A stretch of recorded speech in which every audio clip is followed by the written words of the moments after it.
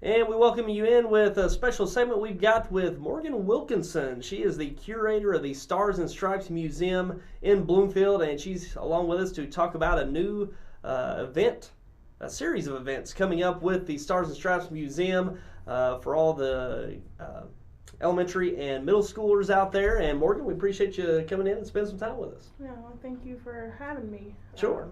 And a pretty big deal coming up with the Stars and Stripes Museum, a new event for all of the youth out there. Yeah, like I said, I'm curator at Stars and Stripes, and one of the things I've been focusing on is getting more programs for kids, because it's hard to get kids who want to go to museums because history can be boring. I totally understand that. So something that we started is Kids Night at the Museum. So our first one's actually on Monday, on the 13th, and it's kind of just going to be like a bridge way to get kids involved and, doing those things where you don't actually realize you're doing something until you're like, oh, well, that was really fun. I want to go again. Sure. So our first one, like I said, is Monday, and it's going to be over Nazca lines, which are giant geoglyphs in Peru that were created thousands of years ago. But all the crafts will be kind of different time periods, different cultures, different subject matter. So like February, we're doing totem pole rain sticks. So, and it varies. 1 month we're doing Viking shields. 1 month we're doing victory gardens, sugar skulls, just all kinds of stuff that,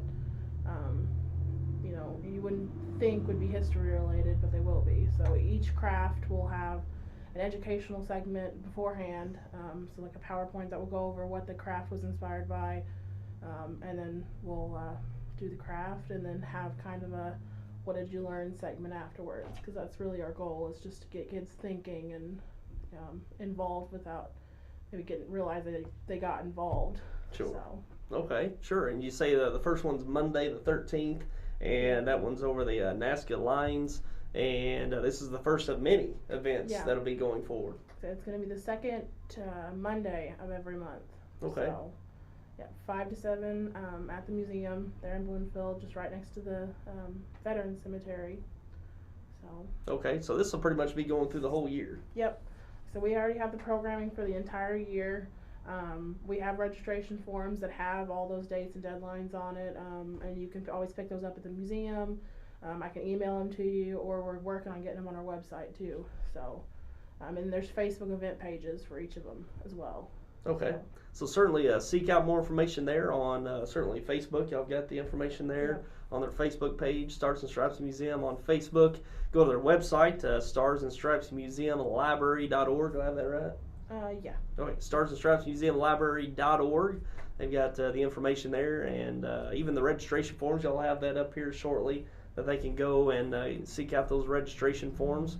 And they go to have information at the surrounding schools here that might have information at. Yeah, we're working on getting handouts to all the local schools so they can send home the kids. But at least for local schools, we're gonna try to get registration forms up there. So if a parent just comes to the school, and because we want to make this as accessible as possible. Sure. So. Sure.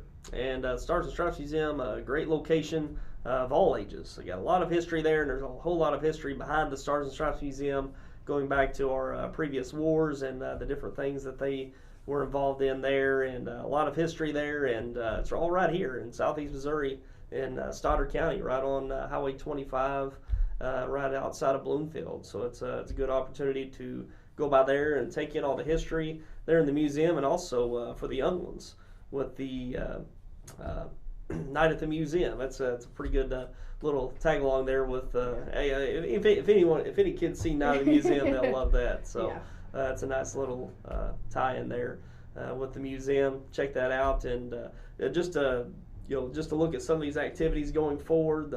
In February, they'll have totem pole, rain sticks, kids trivia night, all kinds of different events going through the year. And certainly a great way to get the youth involved with history, not only history, but with the museum that's got a whole lot of history here in Stoddard County. So anything else you'd like to share about the Night at the Museum and the museum itself, Morgan?